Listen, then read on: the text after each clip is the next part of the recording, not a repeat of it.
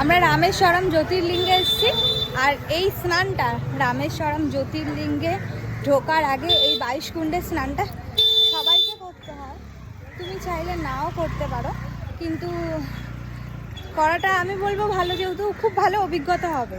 খুব যে হ্যারাসমেন্ট ভেতরে একটা স্নান নিয়ে কিছুই হচ্ছে না, সবাই খুব সুন্দরভাবে স্নান করাচ্ছে ওনারা।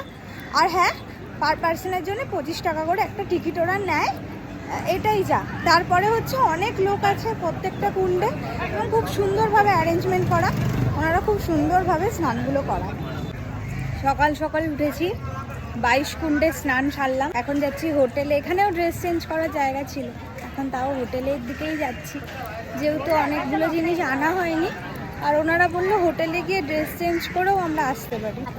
আর আমরা জুতো রেখেছি যেহেতু নর্থ গেটে, আমাদেরকে সাউথ গেটে বের করেছে, নর্থ গেটে হেঁটে আসতে হচ্ছে।